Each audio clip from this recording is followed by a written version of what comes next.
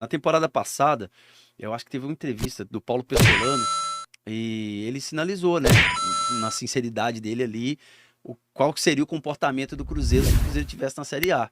Porque começaram, né, a jogar demais pra cima, passaram do ponto e ele achou que não, peraí, calma aí, vamos com calma que se tivesse na Série A, o buraco seria mais embaixo, né? O Cruzeiro teria mais dificuldade.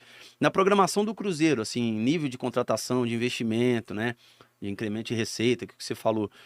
Qual que é a ideia, assim, real do que o Cruzeiro pode apresentar diante dos problemas e soluções desportivamente para a próxima temporada, assim, nas competições que vai disputar, Pedro? Existe se é claro isso lá dentro? Ou existe uma expectativa média, assim, ou tem uma meta mesmo do que o Cruzeiro tem que cumprir para a temporada seguinte?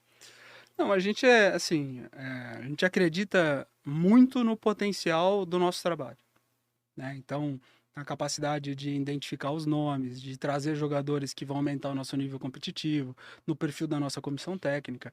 Então, quando a gente fala do nosso nível de exigência, nosso nível de cobrança, ele é alto, né?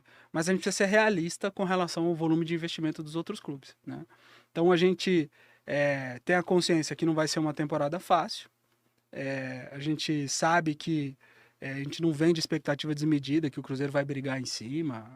A gente não acredita que, em termos de volume de receita, vai ser isso. Mas, ao mesmo tempo, a gente sabe que dentro do nosso nível de exigência e das escolhas que a gente vem fazendo para montar o clube como um todo, não só jogador, né, mas a organização do clube como um todo, a gente está muito confiante de que a gente pode superar essa expectativa financeira.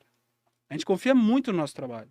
Assim, não é prepotência nem arrogância, mas assim, a gente está montando dentro do clube uma equipe um staff de profissionais que são muito bons.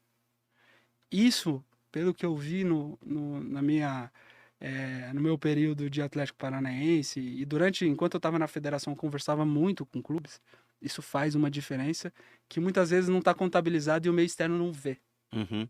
Mas na minha visão, isso faz com que você supere qualquer tipo de expectativa financeira, porque você cria um alinhamento, quando a gente fala de projeto esportivo, às vezes fica algo muito Geral, né? subjetivo, É. né? Mas falando de maneira objetiva, é justamente assim, ter gente boa em todas as áreas, ter profissional competente, ter processo, ter regra, ter funcionamento muito sólido, assim, um modelo do dia a dia do clube. A rotina hoje do Cruzeiro é de altíssimo nível. Desde o momento que o atleta chega no clube até a hora que ele vai embora, né?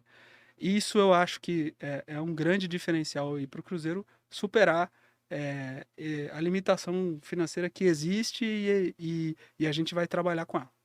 Pedro, até quando fala de base, né? Volta a história do Vitor Roque. Vocês lamentam em algum momento alguma coisa que poderia ter feito diferente ali? Qual é o diagnóstico que você faz dessa até então perda, né? A justiça vai dizer o que vai acontecer, mas uma perda naquele momento muito sentida, né, pelo torcedor do Cruzeiro. Olha, era um momento em que a gente estava reestruturando o projeto inteiro, né? Então, assim, não sei se vocês lembram, a gente estava fazendo um diagnóstico de todos os contratos, olhando caso a caso, como que funcionava. Isso demandou aí diversos meses para entender o cenário por completo. E como a gente estava querendo dar oportunidade, a gente acelerou, não só o Vitor Roque, mas também o Giovani, depois veio o Daniel, né? Diversos casos aí de jogadores que já no Mineiro começaram a jogar.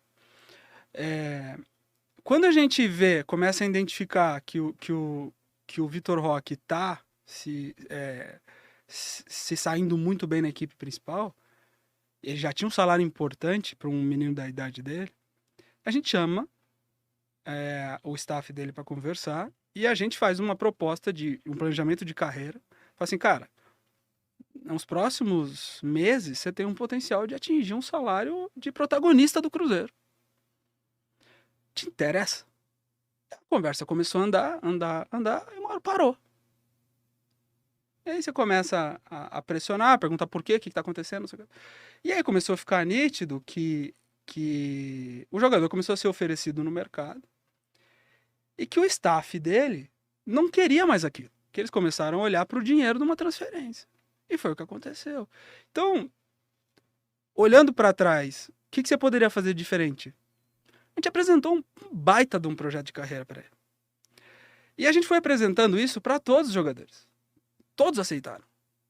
Teve um jogador que não aceitou, né?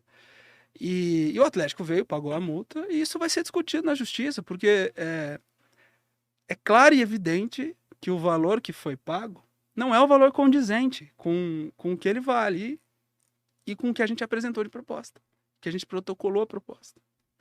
Agora, quem vai dizer é a justiça, né? E isso está na mão dos advogados do clube e tudo mais. Eu acredito que hoje o Cruzeiro está muito mais estruturado para que um caso desse não aconteça. Primeiro, porque você olha para os meninos, você conversa com os meninos, eles querem ficar no Cruzeiro, eles não querem sair. Teve jogador que estava disputando Série B, que não estava jogando, não queria sair. Então, para eles, hoje o projeto é um projeto interessantíssimo, Atrativo. atrativo. Mas naquele momento, com tudo que já estava acontecendo, com as etapas que a gente cumpriu, já era um projeto muito atrativo. Mas ficou claro que eles queriam, que eles estavam olhando, na minha visão, o dinheiro, né? Assim, a busca não foi pelo projeto desportivo, porque a gente apresentou algo para ele ser um atleta muito importante dentro do Cruzeiro e sair do Cruzeiro como a gente imaginou que ele poderia sair, que era para um clube grande da Europa, né? Agora é a escolha dele também, né? Acho que contrato existe para isso, cláusula existe para isso. Na minha visão, faz parte do jogo, mas foi uma escolha. E a escolha que optou aí tanto o atleta quanto o seu staff. E hoje vocês trabalham com... Tem uma confiança que isso pode se tornar em um valor bem maior pro Atlético pagar? É a lei, né? Assim, a gente tinha...